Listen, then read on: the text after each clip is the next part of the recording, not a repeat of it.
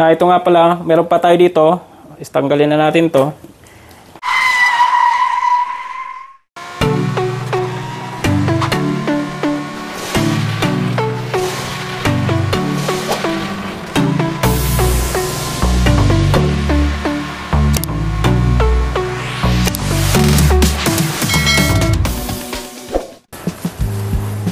Good morning mga ka-trippings. Eto na naman tayo. Alams na this. New day, new parcel. Ayan. Mag-unbox tayo ng parcel ngayon. Ayan, nanoodal ko sa online shop sa Lazada. Order ako ng underglow light.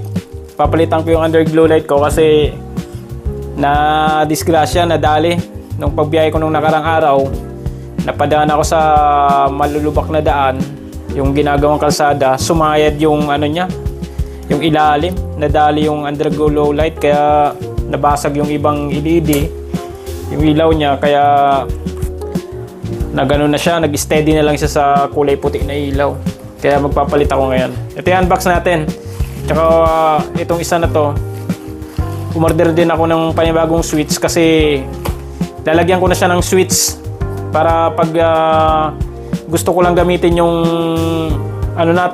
tawag dito, underglow light, meron siyang sariling switch, tsaka ko lang siya on. Okay, unboxan natin. Unahin natin itong buksan yung lead light, underglow light. Okay,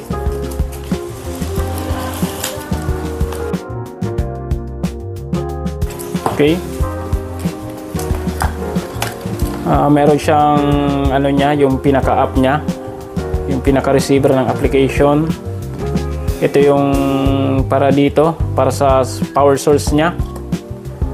Ito yung sa positive tsaka sa negative. Lagyan muna natin dito. Tingnan natin kung maayos siya. Review natin ng konti.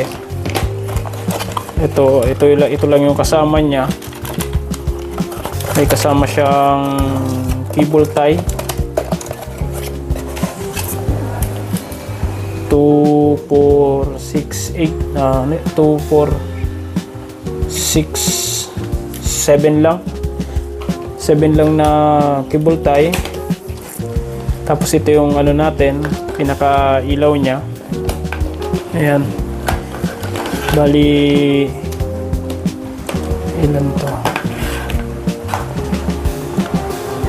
Dugtong na pala to siya. Durugtong na pala to siya. Ayan. Dalawang mahaba, tsaka dalawang maiksi.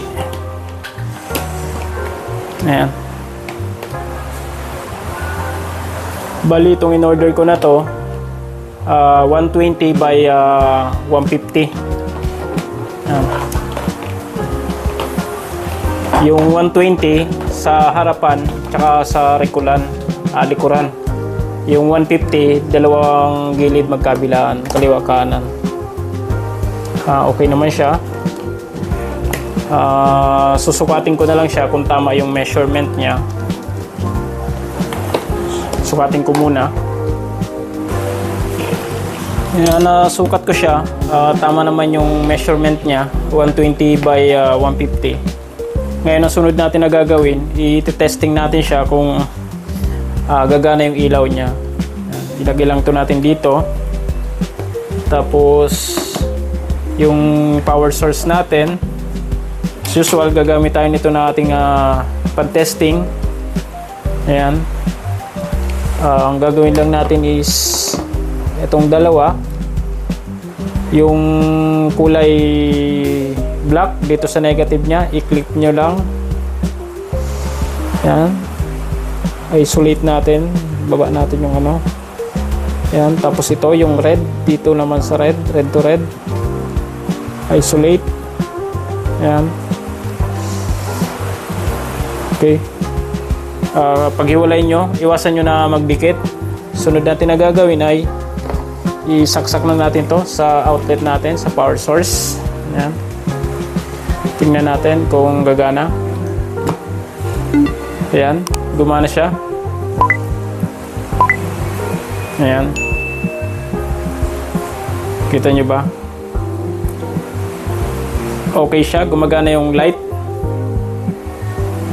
Ngayon, susubukan naman natin is papaganahin natin yung application niya sa Bluetooth. Titingnan natin kung magpapalit-palit yung ilaw, kung ano itsura niya, okay? Bali, ang gagawin ko, i-download ko muna yung application niya. Pag download naman, i-scan lang natin itong QR code niya para ma-direct tayo doon sa application, okay? Sige, gawin ko muna.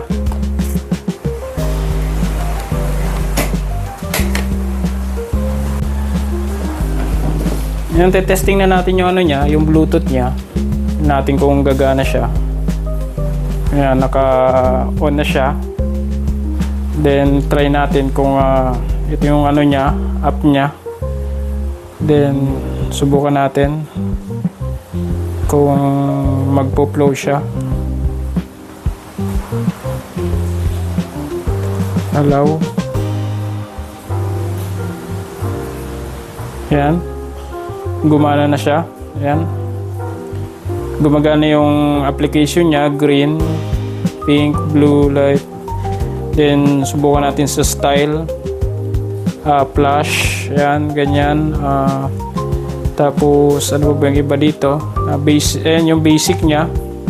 Then, meron tayo pagpipilian. Curtain. Ayan, white. Curtain. Flowing siya. White. Marami siya tayong pagpupuna. Purple. White. Ayan, purple. Tapos, meron tayo dito. Curtain. Meron tayong trans. Pwede natin pagpipilian yung trans natin. Meron tayong 26 color white. Ganyan siya. Yan, color purple. Purple, yan. Color trans, yan. RGB. 3 RGB. RGB. Trans back, yan. Yung pabalik, yan. Pag pinatas, meron water. That means siya, parang flow siya. Yan, nagpo-flow. Yan. RGB flow. Water, then meron tayong flow, white flow, ganyan. Maraming siya, settings na pwede natin pagpilian, style ng ilaw. Ayan. Then run, meron dyan. Run back, ayan, may scene, water, sunlight, ganyan, candlelight, fireworks. Ayan, fireworks. Maraming klase siyang pagpipilian. Okay. Kaya ayan, bali na-testing na natin yung ilaw, gumagana. Yung application niya, gumagana rin. Good to go na yan. So, ano pa hinihintay natin? Ikabit na natin. Let's go! Ayan. Ito na nga pala yung nilagay natin na switch. Ayan, yung sa lead light natin, sa underglow light. Tapos ito yung sa camera natin. Ayan yun, yung sa dashcam natin dyan. Ito yun. Tapos yung wirings naman na underglow natin, dito na natin siya pinadaan. Yung switch niya siyempre dito. Tapos dito, pag maglalagay kayo, pwede nyo baklasin to. Tanggalin nyo na lang tong cover na to. Tapos dito sa ilalim, meron ditong butas dyan. May butas dyan. Dyan ko pinadaan yung underglow light. Tapos dinistribute ko na dun sa ilalim. Yan. Bali hindi ko na siya na-videoan kasi nung time na kinabit ko, na low bat ako, kaya hindi ko na nabidyoan siya. Pero ayan yung natin. Bali yung itsura ng underglow light natin, ayan, papakita ko sa inyo pag isuswitch natin to. Ayan, pag natin, mag-green siya. So mag-open yung natin doon, dashcam na may 24-hour parking monitoring. Ayan, yan yung ginagamit ko kapag gusto kong i-monitor yung sasakyan kapag nakapark. Kahit na naka-off yung makina, gagana siya. Ganon din sa underglow light. Kahit na naka-off yung makina, pag natin yan, mag-iilaw siya. Tapos kung makikita nyo dito, ayan siya. Ayan, gagana siya. Ayan. Gagana yung ilaw natin. Tapos kapag in-off naman natin siya, ayan, mag-off din siya. Kapag natin,